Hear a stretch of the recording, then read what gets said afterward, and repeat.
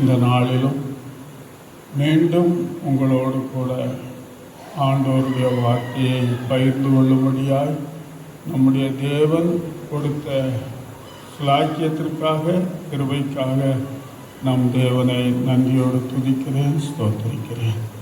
கர்த்தருடைய நாமம் மகிமைப்படுவதாக. இந்த நாளிலே நாம் பார்க்கிறதான ஒரு செய்தி லூக்கா சுவிசேஷம் 24வது அதிகாரம் 44லிருந்து 53 வரைக்கும். அத்தனையும் வாசிக்க வேண்டாம். அதில் 48வது வசனத்தை வாசிப்போம். நீங்கள் இவைகளுக்கு சாட்சிகளாயிருக்கிறீர்கள். கர்த்தருடைய பரிசுத்த நாமத்திற்கு மகிமை உண்டாவதாக. இந்த நாட்களிலே இந்தியாவில் பாராளுமன்ற எலெக்ஷனுக்காக எல்லாம் ஆயத்தமாகிக் கொண்டிருக்கிறார்கள். அரசியல் கட்சிகள் சொல்லுகிறதான ஒரு பல்லவி ஸ்லோகன் என்னன்னா, நாங்கள் சொன்னதையும் செய்தோம், கூடவே சொல்லாததையும் செய்வோம் அப்படின்னு சொல்றாங்க. என்னது? சொன்னதை நாங்கள் செய்வோம், சொல்லாததையும் நாங்கள் செய்வோம். அதனுடைய பொருளே வேற. அது நாம் உள்ள போக வேண்டாம். நம்முடைய ஆண்டவராகிய கர்த்தர் விரும்புகிறதான காரியம் நாம் அவருக்கு சாட்சிகளாய் இருக்க வேண்டும் என்பதுதான். அதனால்தான் லூக்கா சுவிசேஷத்தில் நாம் வாசிக்கிறோம், இவைகளுக்கு நீங்கள் சாட்சிகள். எவைகளுக்கு நாம் சாட்சிகள் என்று அங்கே 44வது அதிகாரத்தில் அங்கேருந்து பட்டியல் போட்டு சொல்கிறார். என்னென்ன காரியங்கள்லாம் ஆண்டவராகிய இயேசு தம்முடைய சீஷர்களோடு செய்தாரோ, என்ன என்ன சொன்னாரோ, அவைகள் எல்லாவற்றிற்கும் அவரோடு கூட இருந்த 12 அப்போஸ்தலர்கள், அது போக 70 சீஷர்கள், அது போக ஆண்டவருக்கு ஊழியம் செய்த சகோதரிகள், மொத்தம் அப்போஸ்தலர் நடவடிக்கைகளின் புஸ்தகத்தில் 1வது அதிகாரத்தில் இயேசு பரலோகத்திற்கு எழுந்தருளி போகும் முன்னால அவர் சொன்னதான வார்த்தை, 40 நாள் உயிர்த்தெழுந்து அவர் தம்முடைய சீஷர்களுக்கு தரிசனமானார். 7 தடவை அவர் தரிசனமானார். கடைசியா பரலோகத்திற்கு எழுந்தருளி போறதுக்கு முன்னதாக, நீங்கள் எருசலேமை விட்டு எங்கேயும் போகக்கூடாது, எருசலேமில் பிதாவின் வாக்குத்தத்தம் நிறைவேறும்படியாக என்ன செய்திருங்கன்னு சொன்னார்? காத்திருங்கள். அப்படி காத்திருக்கும் போது தேவனுடைய பரிசுத்த ஆவியை, அவர் அனுப்புகிறதான பரிசுத்த ஆவியை பெற்றுக்கொண்டால் நீங்கள் எப்படி இருப்பீர்கள்? பலன் அடைந்து சாட்சிகளாக இருப்பீர்கள் என்று சொன்னார். அதை கேட்டவர்கள், நீங்க அப்போஸ்தலர் புஸ்தகத்தில் முதல்ல இருந்து வாசித்துக்கிட்டே வந்தீங்கன்னு சொன்னா, கடைசியா அங்க சொல்றது, மேல் வீட்டில் எத்தனை பேர் கூடியிருந்தார்கள்னு வாசிக்கிறோம்? 120 பேர். இன்னைக்கு இஸ்ரவேல் நாட்டில் எத்தனை எம்பிக்கள் இருக்காங்கன்னு தெரியுமா உங்களுக்கு? அதே 120 எம்பிக்கள் தான் இருக்காங்க. அன்றைக்கு மேல் வீட்டில் 120 பேர் கூடியிருந்தார்கள். 10 நாள் அவங்க எங்கேயும் போகல. ஆண்டவர் சொன்னதை செய்தார்கள். பரிசுத்த ஆவியின் நிறைவை பெற்றார்கள். ஆனால் தான் லூக்கா சுவிசேஷத்தில் அங்க சொல்றது, நீங்கள் இவைகளுக்கு சாட்சிகள். கர்த்தருடைய பரிசுத்த நாமத்திற்கு மகிமை உண்டாவதாக. இந்த சாட்சிகள் என்று சொல்லுகிறதான காரியத்தில் 8 விதமான செய்தி அதுக்குள்ள அடங்கி இருக்கு. நாம ஒரு பேப்பரை எடுத்து, இது A4 ஷீட்டு, இது ஒரு ஷீட்டு, அதை மடித்தா எத்தனை ஆகிறது? 2. பக்கம் எத்தனை ஆகுது? 4. அதை திரும்ப மடித்தா அதே போலதான் இந்த வேத வசனத்தை நாம 1, 2, 3, 4 என்று சொல்லி பட்டியல் போட்டு வந்தா தேவன் செய்ததை நாம் சொல்ல வேண்டும். 8 காரியங்கள் அதில் அடங்கி இருக்குது. அப்போஸ்தலர் நடவடிக்கைகளின் புஸ்தகம் 1வது அதிகாரம் முதல் 2 வசனத்தை வாசிப்போம். தேயோப்பிலுவே, இயேசுவானவர் தாம் தெரிந்து கொண்ட அப்போஸ்தலருக்கு பரிசுத்த ஆவியினாலே கட்டளையிட்ட பின்பு அவர் எடுத்துக்கொள்ளப்பட்ட நாள் வரைக்கும் செய்யவும் உபதேசிக்கவும் எல்லாவற்றையும் குறித்து முதலாம் பிரபந்தத்தை உண்டு பண்ணினேன். அது எந்த புத்தகம்? லூக்கா சுவிசேஷம். 39 பேர் இந்த வேதாகமத்தை எழுதுகிறதற்கான பேனாக்களாக தேவன் தெரிந்தெடுத்து கொண்டார். 39 பேனா. நாங்க படிக்கிறான நாட்கள்ல ஃபவுண்டன் பென் கிடையாது. ஃபவுண்டன் பென் பார்த்துருக்கீங்களா யாராவது? இப்போ எல்லாம் பால் பெயிண்ட் ஆகி போயிடுச்சது. இதுதான் ஃபவுண்டன் பென். இதுக்குள்ள இங்கு ஊற்றி எழுதணும். அதுக்கு முன்னால எப்படி இருந்ததுன்னு தெரியுமா? ஒரு குச்சி, அதுல நிப்பு சொருகிறதுக்கு ஒரு அடாப்டர், அதுல சொருவி இங்க் பாட்டிலில் மைக்கட்டியை போட்டு அதில் தலையில் ஒரு குமிழ் இருக்கும், அதில் ஒரு கண்ணியை போட்டு தூக்கிட்டு போவோம். இந்த பேனா தொட்டு தொட்டு தான் எழுதணும். தொட்டு அப்புறம் எழுதணும். அதோட கூட ஒரு மை ஒத்துற தாள் ஒன்று இருக்கும். ஏன்னா இங்கே கொட்டிட்டுதுன்னு சொன்னால் அதை ஒத்தி எடுக்கிறதுக்கு இதெல்லாம் சுமந்துக்கிட்டு போகணும். அந்த மைக்கோட தூக்கிட்டு போகும். அது காலம் போச்சு. அதுக்கப்புறம் என்ன வந்துச்சுது? பேனாக்குள்ள இங்கு ஊற்றி எழுதுறது வந்துச்சுது. அப்புறம் இந்த பால் பாயிண்ட் வரும்போது பேங்க்ல எல்லாம் மற்ற அரசாங்க இதுகளுக்கு அதை உபயோகிக்க கூடாதுன்னு முதல்ல இருந்தது. அப்புறம் இப்போ எல்லாத்துக்குமே அது உபயோகமாயிட்டது. இப்போ அதுவும் போச்சு. இப்போ என்ன வந்துச்சு? Computer, cell. அதுலேயே தூரிகை பிரஷ்ன்னு ஒன்று வரும். எனக்கு அதெல்லாம் செய்ய தெரியாது. நான் செய்கிறத பார்த்துருக்கேன். அதை கிளிக் பண்ணி அதை வச்சே எழுதுறது. என்னென்ன எழுத்து வேணுமோ அதை டைப் பண்ணியாச்சுன்னா வந்துடுது. அதே போல தான் ஆண்டவர் உபயோகித்த பேனாக்கள். இந்த வேதாமத்தை எழுதுறதுக்கு 39 பேனாக்கள் நான் சொல்லுவேன். அவருடைய ஊழியக்காரர்களாகிய தீர்க்கதரிசிகள், அப்போஸ்தலர்கள், மேய்ப்பர்கள், வித்தியாசமான ஆட்கள்லாம் அதை எழுதினாங்க. ராஜாக்கள் எழுதினாங்க. மேய்ப்பராக இருந்தாரோ தாவீது எழுதினாரு. அப்படி வித்தியாசமான பேனாக்கள் உபயோகப்படுத்தப்பட்டது. அதுல 38 பேர் யாரு? இஸ்ரவேலர். எபிரேயர் என்று அழைக்கப்படுகிறதான இஸ்ரவேலர். ஆனா ஒரே ஒரு ஆள் யாரு? லூக்கா மாத்திரம் கிரேக்கன்.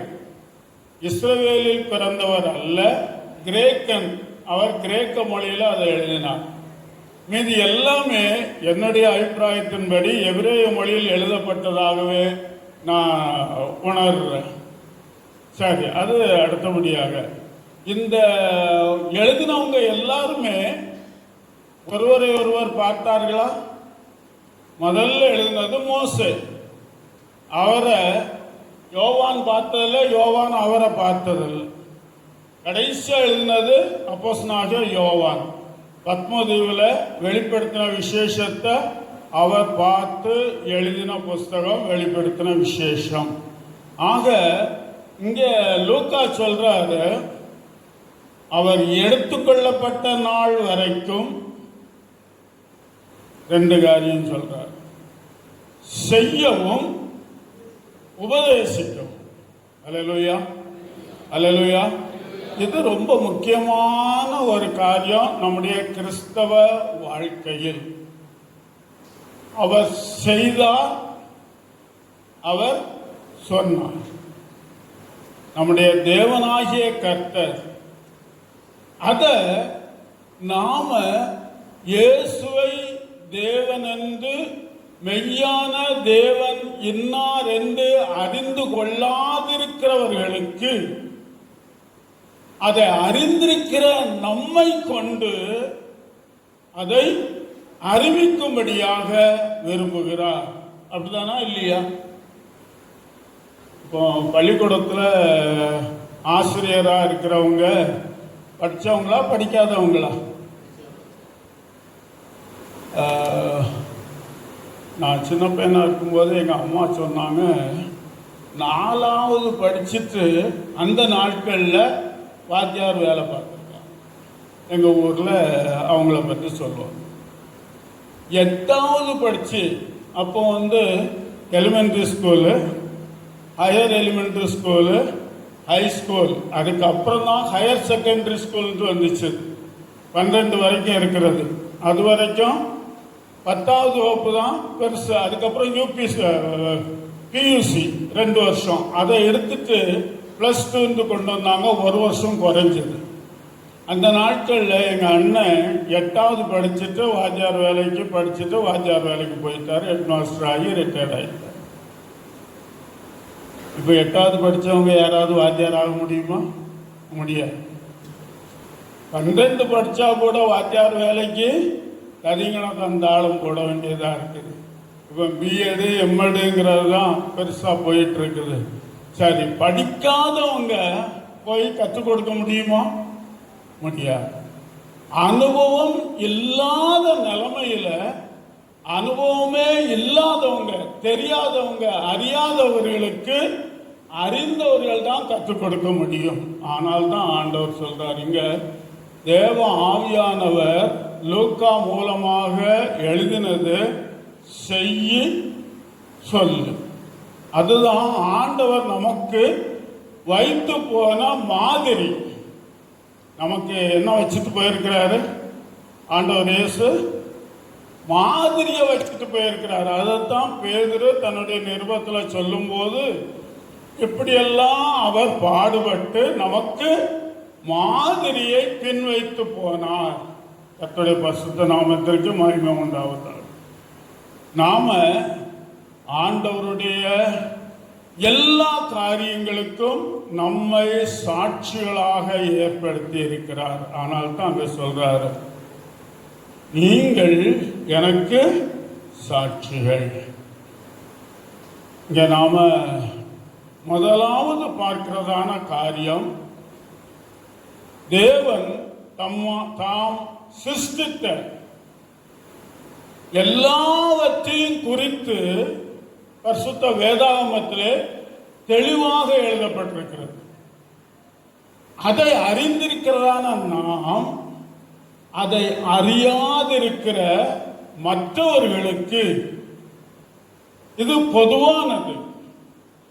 தேவன் எப்படி இந்த உலகத்தை உண்டாக்கினார், எந்த விதத்தில் என்ன விதமாக இந்த பூமியை அமைத்தார் என்கிறதான செய்தி ஆதியாகமம் 1வது அதிகாரமும் 2வது அதிகாரமும் தெளிவாய் சொல்லப்பட்டிருக்கிறது. ஆதியிலே தேவன் வானத்தையும் பூமியையும் சிருஷ்டித்தார். எப்படி சிருஷ்டித்தார்னு சொல்லி இருக்குது. பேதுரு அதை தெளிவா சொல்றாரு. தம்முடைய வார்த்தையினாலேயே இதை சிருஷ்டித்தார். 2வது வசனத்தை படிச்சோன்னு சொன்னா, பூமியானது ஒழுங்கின்மையும் வெறுமையுமாய் இருந்தது, ஆழத்தின் மேல் இருள் இருந்தது, தேவ ஆவியானவர் ஜலத்தின் மேல் அசைவாடி கொண்டிருந்தார்.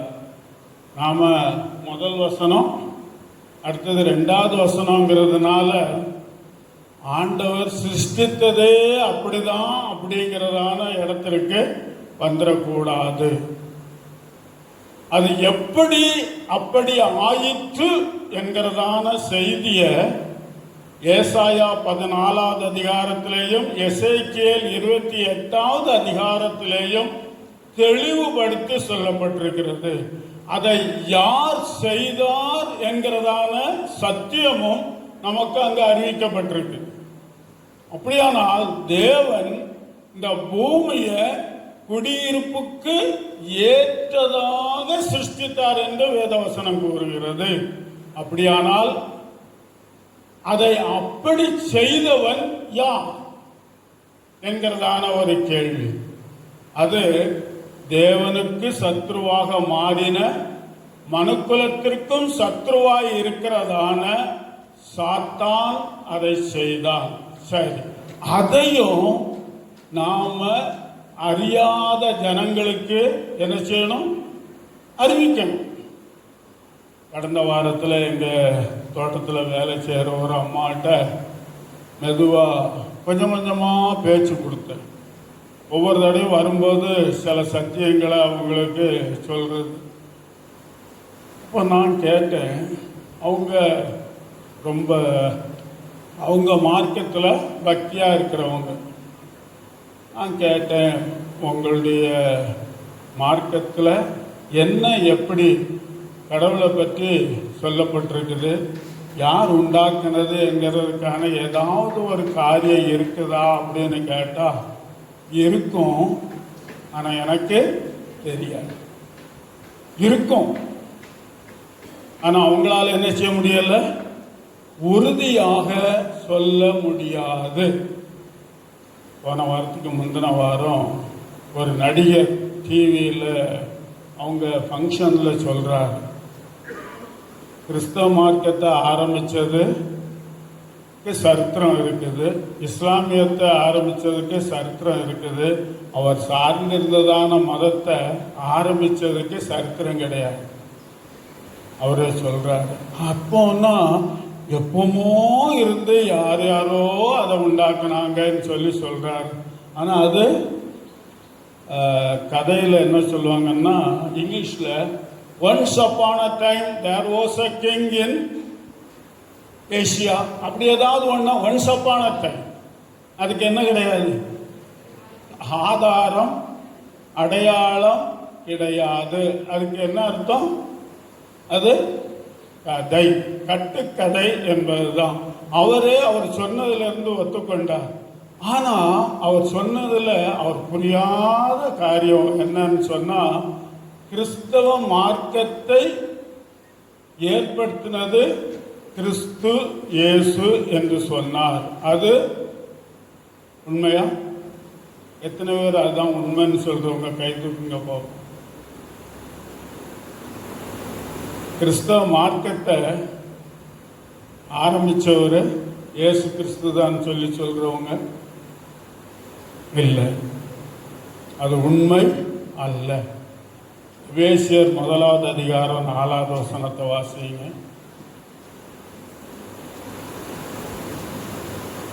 எபேசியர் 1.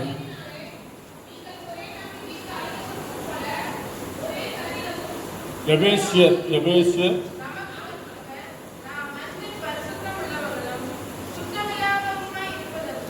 உலக தோற்றத்திற்கு முன்னமே கிறிஸ்து இயேசுவுக்குள் அதான கிறிஸ்து இயேசுவுக்குள் நம்மை தெரிந்து கொண்டபடியே. எப்போ? அப்ப கிறிஸ்தவ மார்க்கம் எப்போ ஆரம்பிச்சது? இயேசு பிறந்த பிறகா? இல்லை, உலக தோற்றத்திற்கு முன்னமே கிறிஸ்து இயேசுவுக்குள் தேவன் நம்மை தெரிந்து கொண்டார். அல்லேலூயா, அல்லேலூயா. வெளிப்படுத்தின விசேஷத்தில் சொல்லப்படுகிறது, உலக தோற்றத்திற்கு முன்னமே அடிக்கப்பட்ட வண்ணமாயிருக்கிற ஆட்டுக்குட்டியானவர். அல்லேலூயா. அப்ப இயேசு இன்னைக்கு நிறைய பேர் அதான் நினைச்சிட்டு இருக்காங்க. எப்படி? இயேசு மரியாதை இடத்துல பிறந்து அற்புத அடையாளங்களை செய்து அடிக்கப்பட்டு சிலுவையில் அடிக்கப்பட்டு மரித்து உயிர்த்தெழுந்ததுனாலதான் கிறிஸ்தவம் ஆரம்பம் ஆயிற்று என்று சொல்லுகிறதான காரியத்தை சொல்லிக்கிட்டு இருக்காங்க. ஆனா அப்படி அல்ல. எப்ப இருந்தே இருக்குது. இயேசு பிறந்த பிறகுதான் தேவனா? இல்லை. அவர் தேவனாய் இருந்தவர், வார்த்தையாய் இருந்தவர், மாம்சமாகி. அதுதான் அங்க உள்ளதான சத்தியம், அதுதான் சத்துவம், அதுதான் உண்மை. ஆகவே இயேசு கிறிஸ்து தேவன் என்று அறிந்திருக்கிறதான நாம் முழு உலகத்திற்கும் தேவன் செய்திருக்கிறதான காரியங்களை அவர்களுக்கு அறிவிக்க கடமைப்பட்டிருக்கிறோம். ஆமாவா இல்லையா? அவங்களுக்கு தெரியாது, தெரியாதபடிக்கு எதையோ செய்துட்டு இருக்கிறாங்க. ஆண்டவர் சிருஷ்டித்தார். நம்முடைய தேவனாய கர்த்தர் சிருஷ்டிகர்த்தா. அவர்தான் சிருஷ்டித்தார். நம்மை இந்த உலகத்தை உண்டாக்கினார், காத்து வருகிறார், எல்லாவற்றையும் அவருடைய வார்த்தையில் வைத்திருக்கிறார். கர்த்தருடைய பரிசுத்த நாமத்திற்கு மகிமை உண்டாவதாக. இது ஆண்டவர் செய்த பொதுவான காரியங்கள் எல்லாமே. அடுத்தபடியாக தேவன் செய்ததான காரியம், நமக்கு செய்ததான காரியங்களை நாம் சொல்ல வேண்டும்.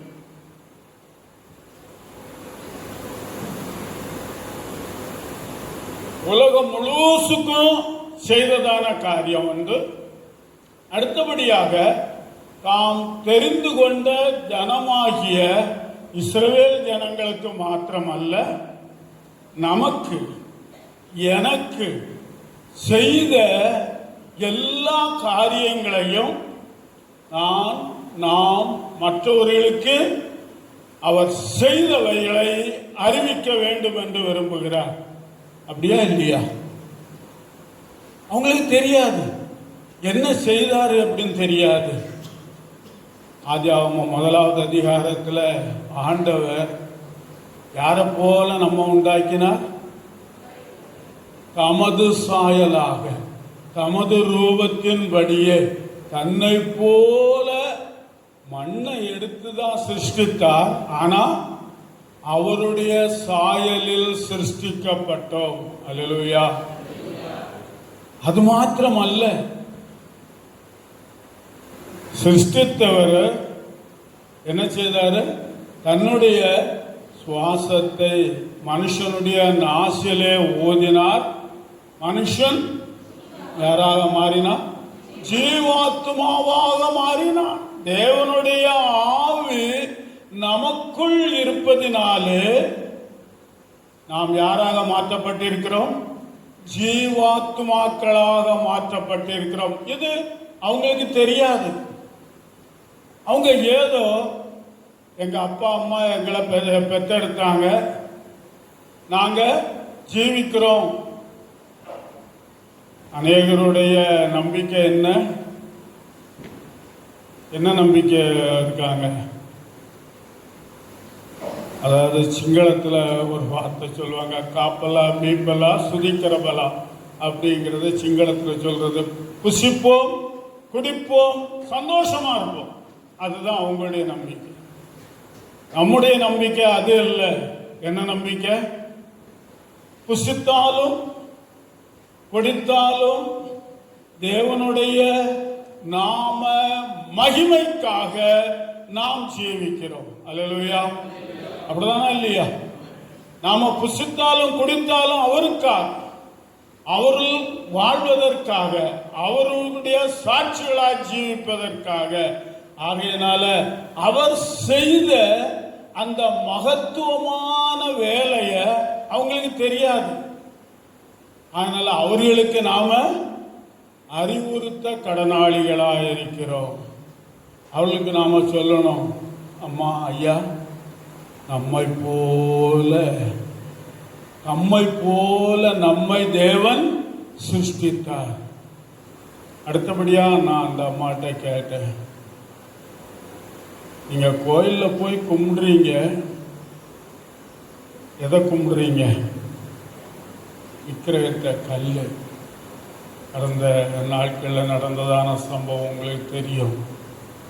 2 டன் எடையுள்ள ஒரு கல் சிற்பமாக்கப்பட்டு அங்க கிரெயின்ல தூக்கி கொண்டு வச்சு அதை அபிஷேகம் பண்ணாங்க. நாம் இதை சொன்னா ஏற்றுக்கொள்வாங்களா? ஏற்றுக்கொள்ள மாட்டார்கள். ஆனாலும் நாம் அவர்களுக்கு சொல்லித்தான் ஆக வேண்டும். சிலருக்கு இது எப்படியா நாங்க சொல்றது? சொல்ல வேண்டிய பக்குவமா சொல்லணும். நாம எடுத்ததும் நீ கும்பிடுறது பேய் பிசாசு, அது நமக்கு தெரியும், அவங்களுக்கு தெரியாது. அத பக்குவமா சொல்ல வேண்டிய பிரகாரம் சொல்றதுக்கு அப்போஸ்தலனாகிய பவுல் மூலமாக தேவன் நமக்கு கற்றுக் கொடுத்திருக்கிறார். மாஸ் மேடையில பேசுறாரு. அங்க அத்தேனே பட்டணத்தை சுத்தி பார்த்துட்டு அவங்களுடைய மத்தியில சுவிசேஷத்தை அறிவிக்கும் போது, நான் உங்க பட்டணத்தை சுத்தி பார்த்தேன், அதுல பலிபீடங்கள் இருக்குது. அதுல ஒரு பலிபீடத்துல என்ன எழுதி வச்சிருக்குது? அறியப்படாத தேவனுக்குன்னு சொல்லி எழுதி வச்சிருக்கிறீங்க. அந்த அறியப்படாத தேவனை தான் நான் உங்களுக்கு அறிவிக்க வந்திருக்கிறேன். அந்த அருமையான செய்தியை சொல்றார். அதுபோல நாமும் அவர்களிடத்துல பக்குவமா சொன்னா அவங்களும் ஏற்றுக்கொள்ள வாய்ப்புகள் உண்டு. நிச்சயமா நாம சொல்லியா, நம்மோடு பழகுகிற, நம்மோடு வேலை பார்க்கிற, நமக்கு அருமையானவர்களிடத்திலும் நாம் அதை அறிவிக்க வேண்டும். தேவன் செய்ததை அவர்களுக்கு சொல்லுவோம், தேவன் நமக்கு செய்ததை அவர்களுக்கு சொல்லுவோம். அதுதான் செய்யவும் சொல்லவும். செய்ததை சொல்லுவோம், அடுத்தபடியா சொன்னதை செய்வோம். தேவனாகிய கர்த்தர் சகல ஜனங்களுக்கும், ஆண்டவரை அறிந்தவர்கள் அறியாதவர்கள் எல்லாருக்குமாக அநேக காரியங்களை சொல்லி இருக்கிறார். அத அறியாதவர்களுக்கு நாம் என்ன செய்யணும்? சொல்லணும், அதை செய்து காட்டணும். அதுதான் ஆண்டவர் நம்மளே விரும்புகிறதான காரியம். நாங்கள் அந்தமான்ல ஊழியம் செய்ததான நாட்களில், லீவு நாட்களில் பல தீவுகளில் இருந்தும் அங்கே ஹாஸ்டல் பையங்க இருந்தாங்க. நான் சிறுவர் இல்லத்தை கவனித்து மற்ற ஊழியத்தையும் செய்து வந்தேன். பல தீவுகளுக்கு நான் போய் ஊழியம் செய்திருக்கிறேன். லீவு நாட்களில் இந்த பசங்களை கூட்டிக்கிட்டு ஊழியத்துக்காக போவோம். நிக்கோபார் தீவுக்கு போகும்போது அங்கே வாடகை சைக்கிள் எடுத்து சாலை இருக்கிற இடங்கள்லாம் போய் பார்த்துட்டு, அங்கே உள்ள விசேஷமாக நான் கவனித்தது என்னன்னு சொன்னால், அவங்க காட்டு ஜனங்கள். நிக்கோபாரி நிறைய பேர் அநேகமாக கிறிஸ்தவங்க தான். திருநெல்வேலி ஜில்லாவிலிருந்து ஒரு மிஷினரி அங்கே போய் அவங்களோட தங்கி சுவிசேஷத்தை அறிவித்து நிக்கோபாரி பாஷை அவங்கள இருந்தே ஒருவரை கொண்டு வந்து, அவர் ரோமன் லெட்டர்ல அவங்க பாஷையில் வேதாமத்தை மொழிபெயர்த்திருக்கிறார். பிஷப்புன்னு சொல்லி அவரை பிஷப்பாக வச்சிருந்தாங்க. அங்கே போகும்போது காடுகள் பக்கத்தில் ஆண்டவரை அறியாத ஜனங்கள் பலி செலுத்தி இருக்கிறாங்க. ஆனால் அங்கே எந்த ஒரு விக்கிரகமும் கிடையாது, எந்த சிலையும் கிடையாது. ஆனால் வருஷத்துக்கு ஒரு தடவை தங்களுடைய பாவங்களுக்காக பலி செலுத்தணும் என்கிறதான நிலைமையில அதை அறிந்து அதை பலி செலுத்துறதுக்கான இடம் வச்சிருக்கிறாங்க. அதில் துணியில நனைச்சி அந்த ரத்தத்தை அங்கே தொங்க விட்டுருப்பாங்க. அந்த காரியங்களை பார்த்து அப்படியானால் தெரியும், இறைவன் உண்டு என்பதை அறிவார்கள். ஆனால் அவர் யார் என்பதை அறியாமல், அதனால்தான் ரோமர் நிறுவத்தில் 1வது அதிகாரத்தில் அப்போஸ்தலனாகிய பவுல் அவர்கள் தேவனை உண்டு என்று அறிந்தும் தேவனை மகிமைப்படுத்தாமலும் ஸ்தோத்தரியாமலும் இருந்து உணர்வில்லாத அவருடைய இருதயம் இருள் அடைந்தது. அவங்க சுயமா கடவுள் இருக்காரு, ஆனா எப்படி இருப்பாருங்கிறதுக்கு அவங்களே ஒரு தீர்மானம் பண்றாங்க. இந்த ஆங்கிலத்தில் ஒரு பழமொழி சொல்றது, idle man's mind is the devil's workshop அப்படின்னு சொல்றது. சோம்பேறியின் மனது சாத்தானின் தொழிற்கூடம். அதுதான் அதுக்காக. சோம்பேறித்தனம் வந்துட்டுதுன்னு சொன்னாலே அவங்க மனசுல என்ன ஆகும், எது ஏதோ கற்பனைகள் ஓடுது. அதுல உண்டாக்கப்பட்டதுதான் அந்த தெய்வங்கள் என்று பொய்யாய் பெயர் பெற்றவைகள். ஆனால்தான் அப்போஸ்தலனாகிய பவுல் கொரிந்தியர்கள் நிருபத்தில் வானத்திலும் பூமியிலும், அந்த வசனம் யாராவது மனப்பாடம் பண்ணியிருக்கீங்களா? வானத்திலும் பூமியிலும் தேவர்கள் எனப்படுகிறவர்கள் உண்டுன்னு சொன்னாரே தவிர வானத்திலும் பூமியிலும் தேவர்கள் உண்டு என்று சொல்லவில்லை. அல்லேலூயா! அருமையான வசனம், அது அர்த்தமுள்ளதான வார்த்தை. வேதாமத்தில் உள்ள ஆவுல இருந்து நகார ஒற்று வரைக்கும் வெளிப்படுத்தின விசேஷம் கடைசியில் ஆமேன் என்று சொல்லுகிற அந்த வார்த்தை வரைக்கும் அத்தனையும் சத்தியமானவைகள், முத்தானவைகள், ஒன்றும் சோட இல்லை. அல்லேலூயா! ஆமா, தேவர்கள் எனப்படுகிறவர்கள் உண்டு, சோ கால்டு காட்ஸ். அதான் இருக்கு. அவங்களே அவங்கள சொல்லிக்கிட்டாங்க. இதை நாம என்ன செய்ய வேண்டியது அவசியமா இருக்குது? அறியாதவர்களுக்கு அறிவிக்க வேண்டியதா இருக்கிறது. அவர் செய்ததை சொல்லணும், அவர் சொன்னதை நாம செய்யணும். மத்தேயு சுவிசேஷம் 28வது அதிகாரம் 18 20 வரைக்கும் உள்ளதான வசனங்கள்.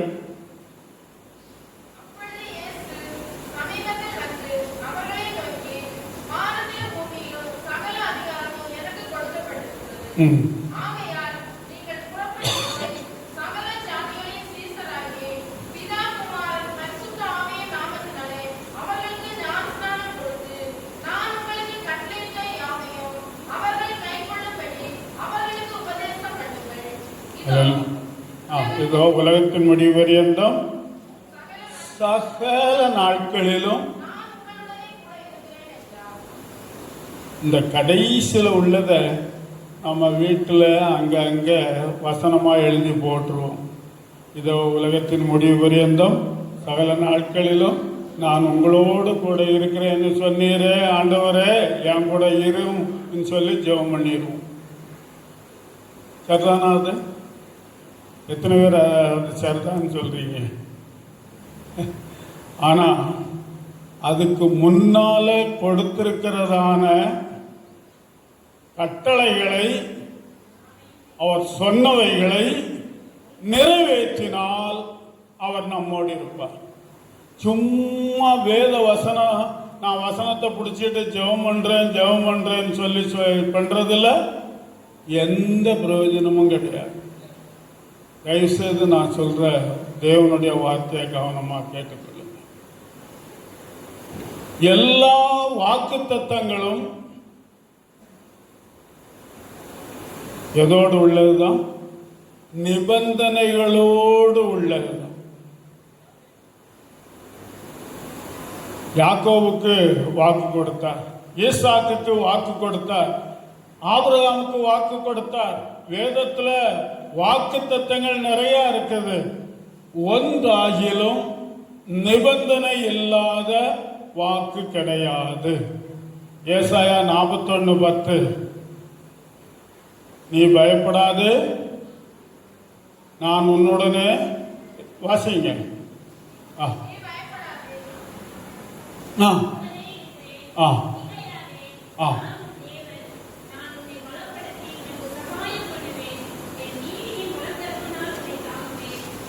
அதுல எத்தனை நிபந்தனை இருக்குது? எத்தனை ஆசீர்வாதம் இருக்குது? எண்ணி பாருங்க பாப்போம். நீ பயப்படாது, நான் உன்னுடனே இருக்கிறேன், திகையாது, நான் உன் தேவன், உன்னை பலப்படுத்தி உனக்கு சகாயம் பண்ணுவேன். 6 காரியங்களை சொல்லிட்டு அதுக்கு ஒரு நிபந்தனை போடுறார். என்ன நிபந்தனை? என் நீதியின் வலது கரத்தினால் உன்னை தாங்குவேன். உன்னை தாங்குவேன் என்று 7வது சொல்றாரு. எந்த வலது கரத்தினால தான் தாங்குவேன்னு சொல்றாரு? நீதியின் வலது கரத்தினால். எரேமியா 10வது அதிகாரத்தை நீங்க வாசிக்கும் போது அங்க சொல்றாரு, தான் நடக்கிறவன் நட தன்னால ஆகிறதில்லை. நாம நடக்கிறது நம்மால ஆகிறதில்லை. நம்மால் ஏதாகிலும் செய்ய முடியும் என்று சொல்லுகிறதற்கு நம்மிடத்தில் ஒன்றும் கிடையாது. இயேசு சொன்னார், என்னாலே அல்லாமல் உங்களால் ஒன்றும் செய்ய முடியாது. அப்ப என் நீதியின் வலது கரத்தினால் உன்னை தாங்குவேன்னு சொன்னா, நீதியின்படிதான் நம்மை தாங்குவார். எந்த நீதியின்படி? நியாயப்பிரமாணத்தின் நீதியின்படி, இயேசு சொன்ன நீதியின்படி, மத்தேயு 5, 6, 7 அதிகாரங்களில் சொன்ன அவருடைய நியாயப்பிரமாணத்தின்படி செய்தால் அவர் நம்மை தாங்குவார். அப்படிதானா இல்லையா? கடையில் சில பொருட்களை போட்டிருக்காங்க, ஒன்று வாங்கினால் ஒன்று இலவசம். இப்போ ஒரு காஞ்சிபுரம் சில்க் கடைக்காரர் சொல்றாரு, 2 சேலை வாங்கினா 4 சேலை இலவசம், 4 சேலை வாங்கினா 9 சேலை இலவசம். ஐயா, அதுல ஒரு சேலைய வாங்காமலே எனக்கு ஒரு சேலை கொடுன்னா வாங்கி கொடுப்பாரா? 2 சேலை வாங்கினா 2 சேலை இலவசம். அதுதான் எந்த ஒரு ஆசீர்வாதமும் தேவனுடைய நீதியின்படி நம்மை தாங்குவார், தப்புவிப்பார், விடுவிப்பார், காப்பார், நடத்துவார், போஷிப்பார், முடிவிலே நித்திய ஜீவனுக்குள்ளாக நம்மை சேர்த்துக் கொள்ளுவார். அல்லேலூயா. அதனால நான் நிறைய நேரங்களில் வேத வசனத்தை படிக்கும்போது பாதிய படிச்சுட்டு அதை இது பண்றதில்ல. அந்த முழு வசனம், இந்த முழு அதிகாரத்திலையும் உள்ளதான செய்தி என்னது என்று அறிந்து அதன்படி நாம செய்வோம். ஆண்டவர் சொன்னதை நாம் செய்ய வேண்டும். என்ன சொன்னாரு? நமக்கு செய்தது, உலகத்தாருக்கு சொன்னதை செய்ததை சொல்லணும், உலகத்தாருக்கு சொன்னதையும் நாம சொல்லணும். எனக்கு செய்ததை, நமக்கு செய்ததை, அதை நாம மற்றவர்களுக்கு சொல்லணும். அதுதான் ஆண்டவர் சொல்றார். நான் சொன்னதை என்ன செய்ய, போய் முழு உலகத்துக்கு அறிவியுங்கள் சொன்னார். சரிமா? இதற்கு ஆதாரமாக யோவான் சுவிசேஷம் 1வது அதிகாரத்தில் நாம பார்க்கிறோம். முதலாவது இயேசு ஞானஸ்நானம் எடுத்து கரையேறின பிறகு அந்திரேயா அவர்களோடு இருந்தான 2 சீஷர்கள் போய் கேட்கிறாங்க. அந்திரேயா இவர்தான் மேசியா என்று அறிந்த மாத்திரத்தில் யார் இடத்துல போய் சொன்னாரு? பேதுருவாகிய தன்னுடைய சகோதரனிடத்துல போய் நாங்கள் மேசியாவை கண்டோம். ஹல்லேலூயா! அதுதான் ஐயா சுவிசேஷம். அதுதான் ஐயா ஆண்டவர் நமக்கு சொன்னது. அதை அறிவிக்கிறோமா? மேசியாவை கண்டோம். மேசியாவுக்காக காத்து கொண்டிருந்தார்கள். இஸ்ரவேலர் மாத்திரமா காத்திருந்தார்கள்? யாரும் காத்திருந்தது? சமாரிய ஸ்திரீ. யோவான் 4வது அதிகாரத்தில் படிக்கும் போது அந்த அம்மா முதல்ல சொன்னாங்க, நீர் யூதன், நான் சமாரிய ஸ்திரீ. 2வது சொல்றாங்க, நம்முடைய பிதாவாகிய யாக்கோபு. 3வது சொல்றாங்க, மேசியா வருவார்னு எனக்கும் தெரியும் ஐயா. மேசியா வரும்போது இவைகளெல்லாம் சொல்லுவார்னு எனக்கு தெரியும் ஐயா. அல்லேலூயா, அல்லேலூயா. அதனால்தான் இயேசு அந்த வேளையில அந்த கிணத்துக்கிட்ட போய் உட்கார்ந்து இருந்தாரு. அந்த சமாரிய ஸ்திரீ வருவா, அவளுக்கு மேசியாவை அறிவிக்க வேண்டும் என்று சொல்லும் போது எந்த எண்ணத்தோடு அங்க இருந்தார். அவருக்கு பசி, களைப்பு, அவர் மாம்சத்துல தான் இருந்தார் என்பதற்கு அதுதான் ஆதாரம். சிசுகள் சாப்பாடுவாங்க, ஊருக்குள்ள போயிட்டாங்க. சமாரிய ஸ்திரீன் இடத்துல போய் தண்ணி கேட்டார். அந்த அம்மா சொன்னாங்க, நேர் யோதன் ஐயா, நான் அந்நிய ஸ்திரீ இல்லை, எனக்கு தாகத்துக்கு வேணும்னு கேட்டது யாரென்று நீ அறிந்திருந்தால் நீயே கேட்டிருப்பா. அந்த அம்மா சொல்றாங்க, தோண்டியும் இல்லை, நாரும் இல்லை, கிணறு ஆழம், எப்படியா கிடைக்கும்? இந்த கிணத்து தண்ணியை குடிக்கிறவங்களுக்கு திரும்பியும் தாகம் வரும். அந்த சம்பாஷணையில கடைசியா இயேசுதான் தன்னோடு பேசின அவர்தான் மேசியா என்பதை அறிந்து குடத்துல தண்ணி எடுத்துக்கிட்டு ஊருக்கு போயிட்டாங்க. அப்படிதானே? வீட்டுக்கு தண்ணி எடுத்துட்டு போகணுமே இந்த வீட்டுக்கு போயிட்டாங்க. இல்ல, அதை எல்லாத்தையும் விட்டுட்டு ஓடி போய் ஊருக்குள்ள சொன்னாங்க, நான் செய்ததெல்லாம் ஒருவர் சொல்லிட்டாரு ஐயா. ஆண்டவர் சொன்னார், உன் புருஷனை போட்டுவாமா? எனக்கு புருஷன் இல்லையா? இந்த அம்மா எப்படி நளினமா சொல்லியிருப்பாங்கன்னு சொல்லி நான் கொஞ்சம் யோசித்து பார்த்தேன். கால் விரலை கீழே தேய்ச்சிக்கிட்டு அப்படியே குனிஞ்சுக்கிட்டு, எனக்கு புருஷன் இல்லையா? ஆண்டவர் சொன்னார், உனக்கு புருஷன் இல்லைன்னு சொன்னது உண்மை. அந்த அம்மாவுக்கு பக்குன்னு அடிச்சது. இதுக்கு முன்னால 5 பேர் இருந்தாங்க.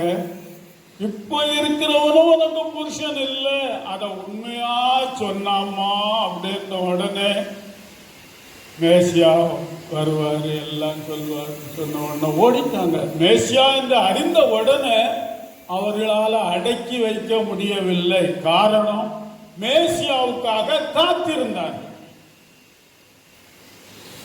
அந்த அம்மா கிட்ட நீ ஊருக்குள்ள போய் சொல்லுன்னு கூட சொல்லலம்மா.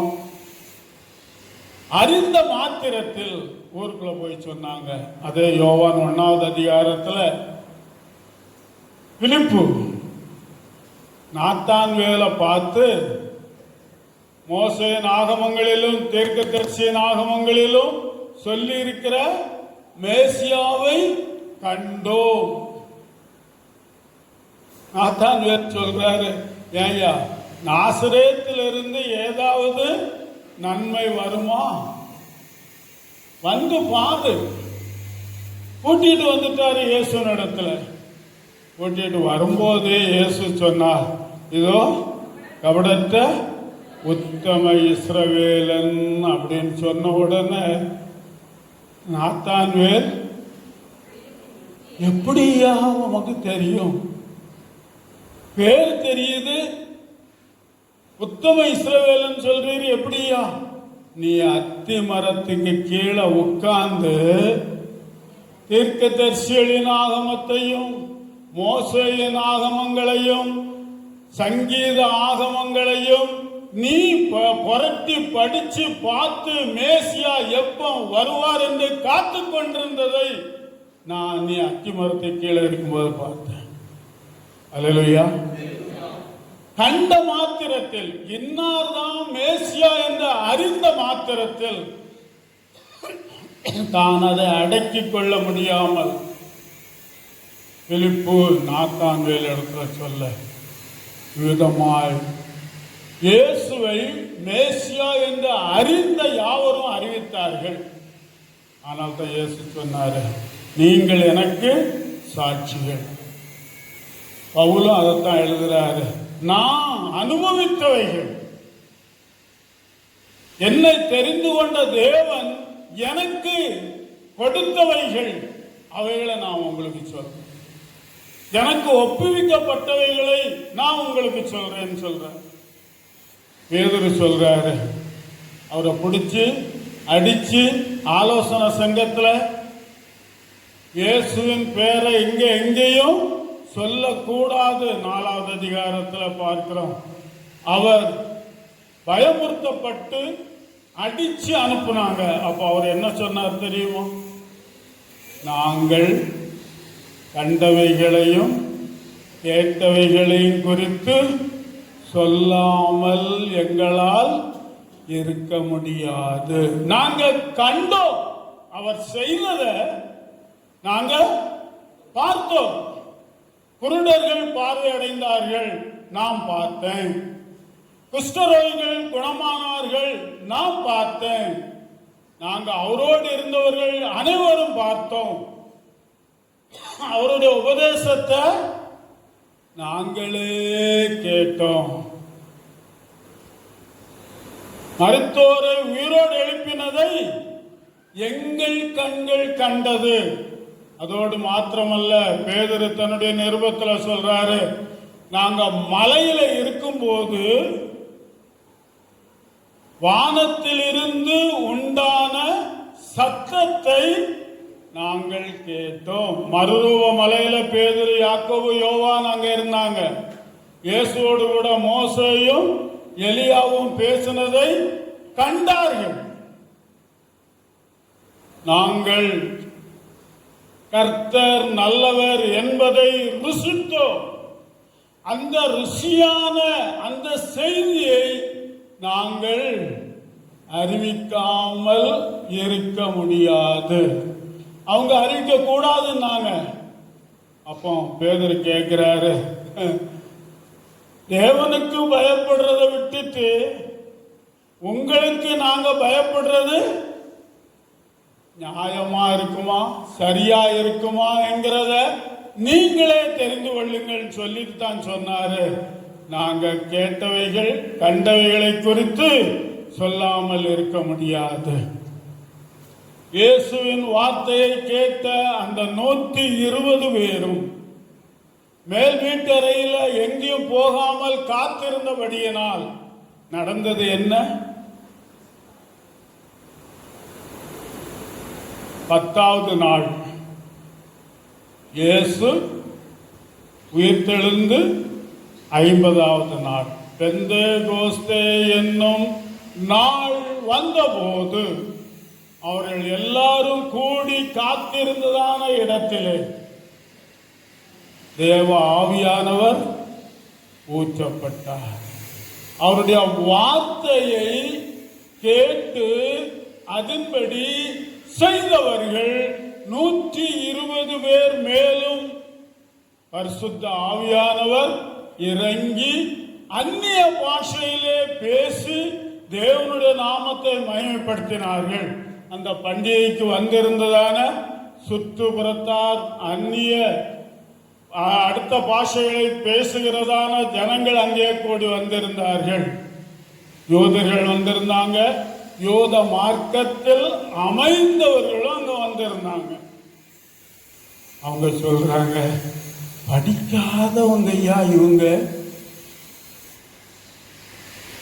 எப்படி தேவனுடைய நாமத்தை நம்ம பாஷையில பேசுறாங்களே, அது எப்படி சாத்தியம்? கர்த்தருடைய பரிசுத்த நாமத்திற்கு மகிமை உண்டாவதா.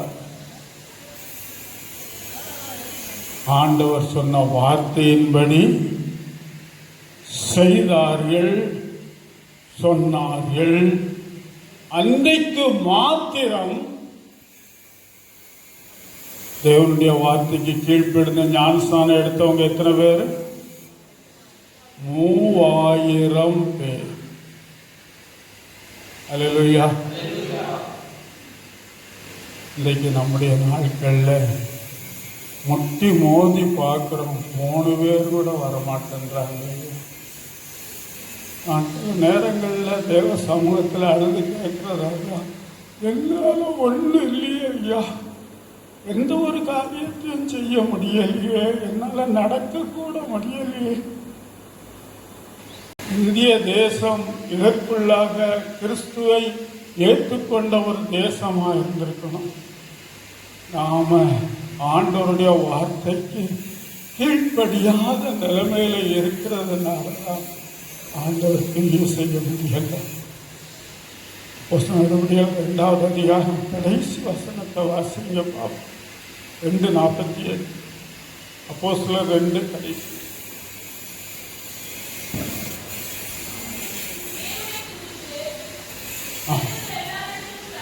பெற்றிருந்தார்கள்.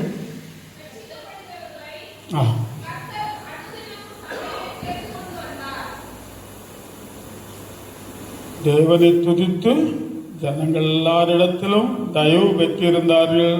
ரட்சிக்கப்படுகிறவர்களை கர்த்தர் அனுதினமும் சபையிலே சேர்த்து கொண்டு வந்தார். எந்த சபையில? எந்த சபையில? ரட்சிக்கப்பட்ட சபையில். அது பரலோகத்தில் பேர் எழுதப்பட்டவர்கள். நாம இந்த நம்ம சர்ச்சிலேயும் யார் யார் விசுவாசிகள் சொல்லி பேர் எழுதியிருப்பீங்க இல்லையா?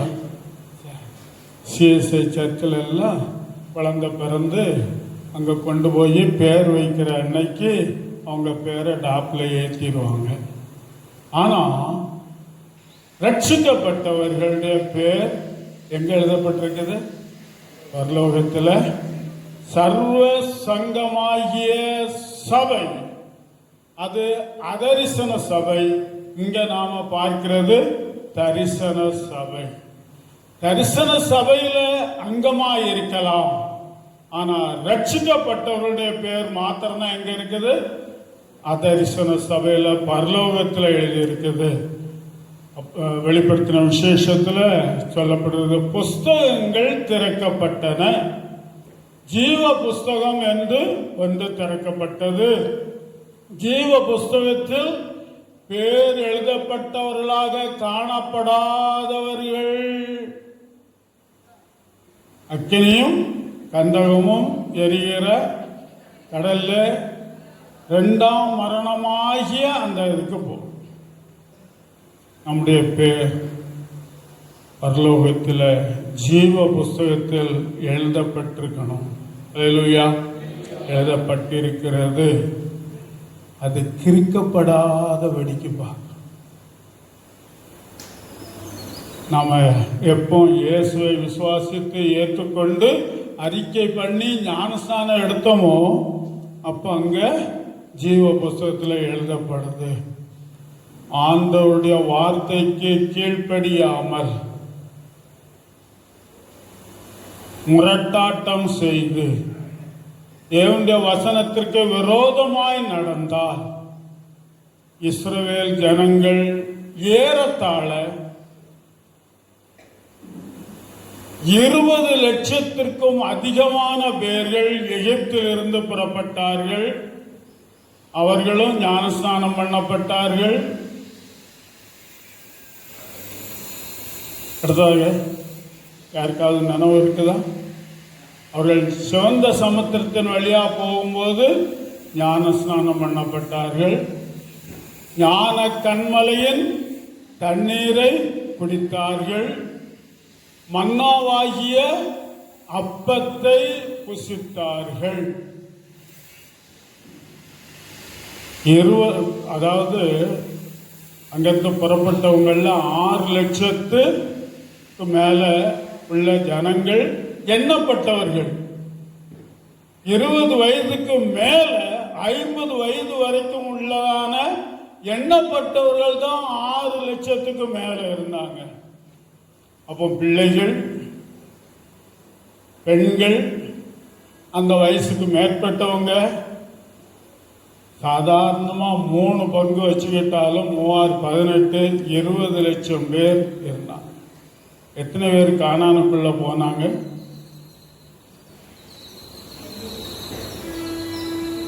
கானான்னு சொல்லும் போது அதுல ஒரு சின்ன காரியத்தை சொல்லணும். மோசே கானானுக்குள்ள போனாரா இல்லையா?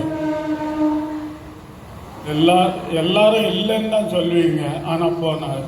எதுக்குள்ள வரைக்கும் போனாரு? யோர்தானுக்கு மேற்பகுதியும் கானான் தான். ஆனா யோர்தானை கடந்து போகல. 2.5 கோத்திரத்துக்கு அவர் தான் பங்கு போட்டு கொடுத்தார். எனக்கு இந்த உபாகம புஸ்தகத்தை படிக்கும் போதெல்லாம் மோசே ஆண்டவரிடத்துல கெஞ்சி கேட்கிறார், நான் யோர்தானை கடந்து நீர் இஸ்ரவேல் ஜனங்களுக்கு வாக்கு கொடுத்த அந்த நல்ல தேசத்தை போய் பார்த்துட்டு நான் வந்துடுறையா, அதுக்கு மட்டும் அனுமதி கொடுன்னு கேட்டாரு. 2-3 தடவை கேட்டாரு. கடைசியா என்ன சொல்லிட்டாரு? இத பற்றி நீ என்கிட்ட பேச வேண்டாம், நீ உள்ள போறதில்ல. யோசுவாவுக்கு நீ கட்டளை கொடுத்து அவனை உன் இடத்துல நேமி, அவன் தான் உள்ள கொண்டு போவான்னு சொன்னார். எகிப்திலிருந்து புறப்பட்டவங்க 2 பேர், யோசுவாவும் காலேபும். உத்தமமாய் அவரை பின்பற்றினவர்கள். ஜாக்கிரதை, வேத வசனம் நமக்கு தெளிவாய் சொல்லுகிறது. ஆண்டவர் நமக்கு என்ன செய்ய சொன்னாரோ அதை நாம் செய்ய வேண்டும்.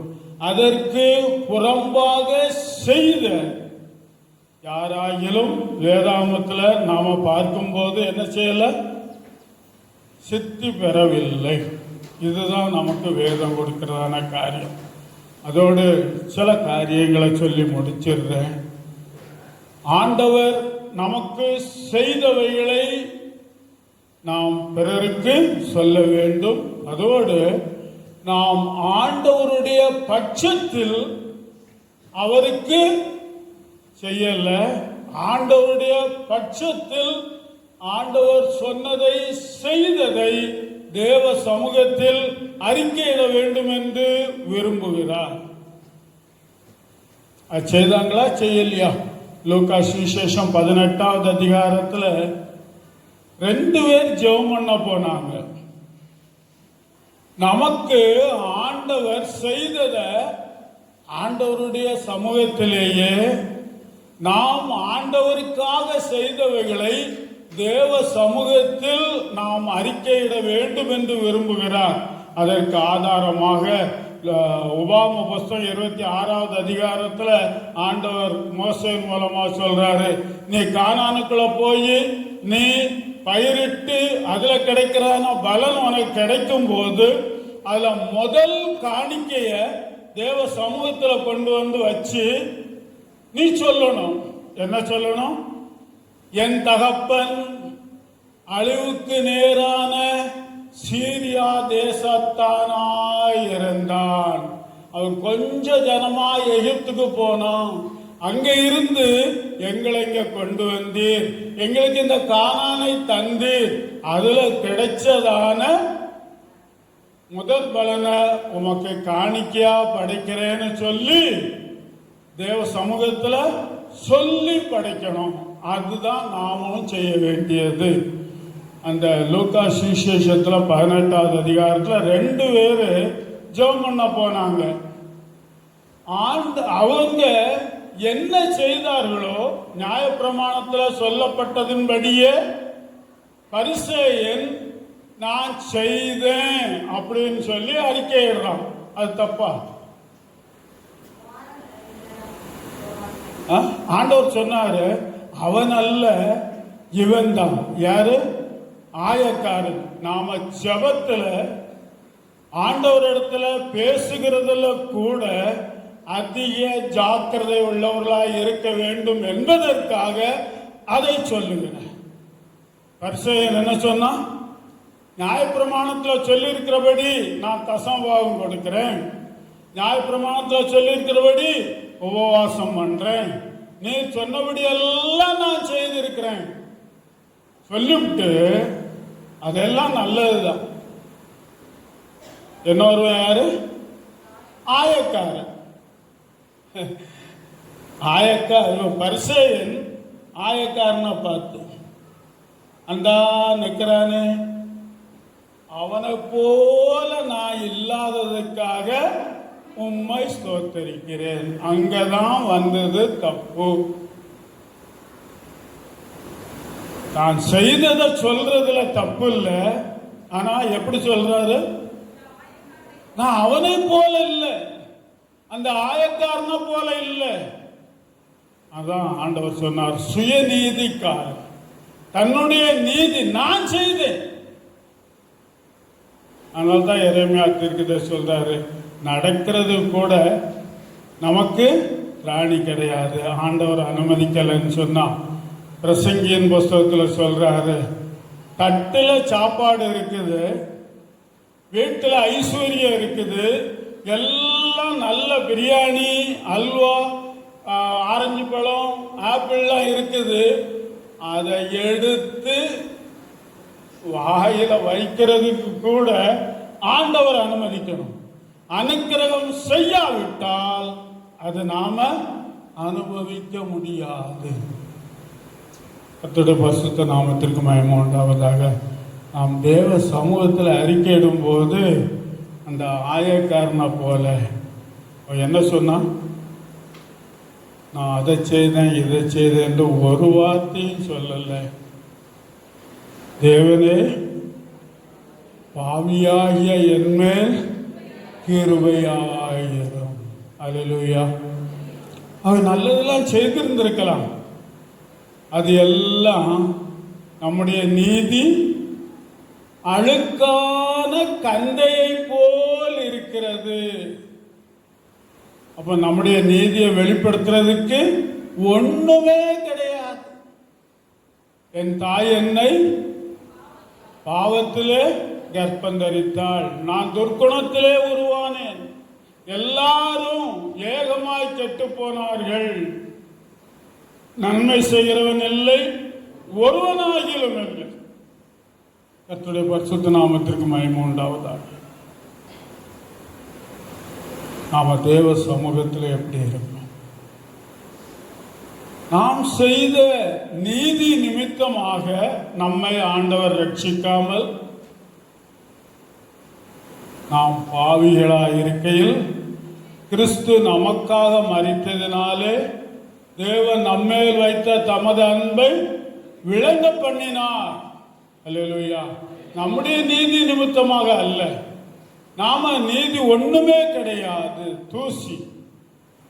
ஆனா ஆண்டவருடைய கிருபையை நாம உறுதியாய் பற்றி கொண்டு, நான் அல்ல ஆண்டவரே, நீரே என்னோடு இருந்தவர்களும் நடத்தியவர்களும் என்று சொல்லுவோம். தேவ சமூகத்தில் நாம் எப்படி ஜெபிக்க வேண்டும், என்ன செய்ய வேண்டும் என்கிறதான காரியத்தை தேவன் நமக்கு சாட்சியாக எழுதி கொடுத்தான். அந்த வேத வசனத்தின்படி நடந்தால் நாம் சங்கீதம் 119:1 சொல்றபடி நாம் யாரு? பாக்கியவான்கள். கர்த்தருடைய வேதத்தின்படி நடக்கிற உத்தம மார்க்கத்தார் பாக்கியவான்கள். கர்த்தர் உங்களை ஆசீர்வதிப்பாராக. வேத வசனத்தின்படி நடப்போம், தேவனுடைய ஆசீர்வாதத்தை பெற்றுக்கொள்வோம். இயேசு தன்னுடைய சீஷர்களுக்கு சொன்னதான ஒரு வசனத்தை வாசித்து முடிச்சிருவோம். லூக்கா 17:10.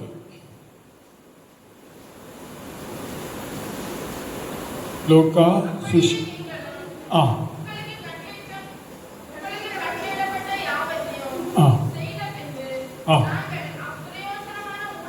நாங்கள் அப்பிரயோஜனமான ஊழியக்காரர் செய்ய வேண்டிய கடமையை மாத்திரம் செய்தோம் என்று சொல்லுங்கள். தேவ சமூகத்தில் நாம் என்ன சொல்லணும்னு சொல்லி ஆண்டவர் நமக்கு அருமையாக கற்றுக் கொடுத்திருக்கிறார். அப்போஸ்தலர்கள் தாங்கள் சுவிசேஷம் அறிவித்தான எல்லா இடங்களிலும் அதைத்தான் செய்தாங்க. அதோடு மாத்திரமல்ல, அவர்கள் செய்தவைகளை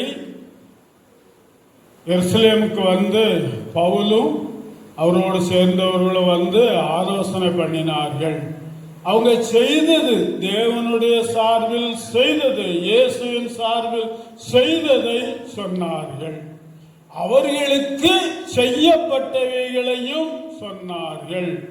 அதுதான் அப்போஸ்தலர் நடவடிக்கைகளில் நடந்ததான காரியம். பேதுரு அவங்க எல்லாரும் கூடி அவங்க எச்சரித்து அனுப்பின பிறகு சபையை கூப்பிட்டு அவங்களுக்கு இப்படியெல்லாம் சொன்னாங்க, இப்படியெல்லாம் செய்தாங்கன்னு சொல்லி அவங்க தேவ சமூகத்தில் ஜெபித்தார்கள். கூடியிருந்ததான இடம் அசைந்தது. அல்லேலூயா. அதுபோல தேவன் நம்மை ஆசீர்வதிப்பாராக. ஆமென். அல்லேலூயா.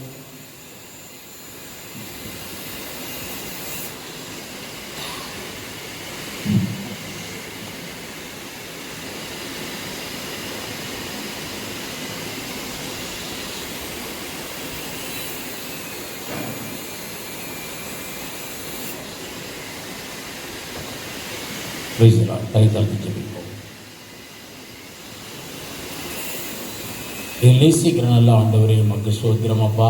இரக்கமுள்ள தேவன், எமக்கு நன்றி ஆண்டவரே. துர்காவுடைய வார்த்தையின்படி நாங்கள் நடக்க கர்த்தர்களுக்கு உதவி செய்யுங்க. நன்றி தகப்பனே, எமக்கு சோத்திரம் அப்பா. ஆண்டவரே, நீரே கூட இருந்து ஆண்டவரே இந்த காரியங்களை எங்களுக்கு சொல்லி தந்ததற்காக நன்றி சாமி. ஆண்டவரே, உமக்கு நாங்கள் சாட்சிகளாக இருக்க கர்த்தர் உதவி செய்யுங்க சாமி. நன்றி தேவனே, உமக்கு சோத்திரம் சாமி. நாங்கள் இருக்கிற நாளெல்லாம் உமக்கு சாட்சிகளாக இருக்க உதவி செய்யுங்க ஆண்டவரே. நீங்கள் செய்ததை சொல்லுகிறவர்களாக இருக்க உதவி செய்யுங்க சாமி. வந்த ஒருவரையும் கர்த்தர் பேர் ஆசீர்வதிங்க. கொஞ்சம் வாயை திறந்து இந்த ஸ்தோத்திரம் பண்ணுவோமா தேவ சமூகத்தில் ஆண்டவரிடத்தில் கேட்போமா? ஆண்டவரே, இந்த வாரத்தில் இந்த இடத்துல வரும்படியாய் கர்த்தர் உதவி செய்ததற்காய் ஸ்தோத்தரிக்கிறோம். ஒரு 2 நிமிஷம் தேவனை ஸ்தோத்தரிப்போம். கொஞ்சம் வாய்களை விரிவாய் திறந்து ஸ்தோத்திரம் பண்ணுவோம். நன்றி தேவனே, உமக்கு ஸ்தோத்திரம் அப்பா. கர்த்தரை கூட இருந்து நடத்துவதற்காக நன்றி. நீர் செய்த நன்மைகளை நினைத்து ஆண்டவரே திருத்தாமை ஸ்துதிக்கும்படியாய் இந்த இடத்துல வர உதவி செய்ததற்காய் ஸ்தோத்திரம். ஆண்டவரே திருத்தாமை, இவர்கள் கிறிஸ்தவர்கள் ஞாயிற்றுக்கிழமை தேவனை ஆராதிப்பார்கள் என்று மற்றவர்களுக்கு அறிவிக்கிறவர்களாய் நாங்கள் இருக்க உதவி செய்ததற்காக ஸ்தோத்திரம். கொஞ்சம் இன்னும் சத்தம் போடுமே, கொஞ்சம் வாய்களை திறப்புமே, தேவனுக்கு நன்றி சொல்லுவோமே. இந்த இடத்துல வரும்படியாய் தேவன் உதவி செய்ததற்காய் ஸ்தோத்திரிக்கிறோம் சாமி. நீர் கொடுத்த ஜீவன், சுகம், பலன், ஆரோக்கியம், கிருபைக்காக நன்றி தகப்பனே, உமக்கு ஸ்தோத்திரம். உம்முடைய சமூகத்தில் வந்தவர்கள் எல்லாம் ஆசீர்வாதத்தோடே கூட திரும்பி சென்றார்கள் அப்பா. நன்றி தேவனே, உமக்கு ஸ்தோத்திரம் சாமி. உம்முடைய சமூகத்தில் வந்தவர்கள் எல்லாம் பிரச்சனைகள் நீங்கி சென்றார்கள் அப்பா. நன்றி தகப்பனே, உமக்கு ஸ்தோத்திரம். உம்முடைய சமூகத்தில் வந்து ஜெபித்த எல்லாருடைய ஜெபங்களையும் கர்த்தர் கேட்டதற்காக நன்றி தகப்பனே. மக ஸ்தோத்திரம் அப்பா. ஆண்டவரே, மிகுதியான பிரச்சனையோடு கூட இருந்த எசேக்கியா ராஜா ஆண்டவரே உம்முடைய ஆலயத்தில் வந்து ஆண்டவரே திருத்தாமே வாயை திறந்து ஆண்டவரே இடத்துல தன்னுடைய பிரச்சனைகளை சொன்ன பொழுது அவர் பிரச்சனைகளை கர்த்தர் முழுவதுமாய் மாற்றி போட்டதற்காய் ஸ்தோத்திரம் அப்பா.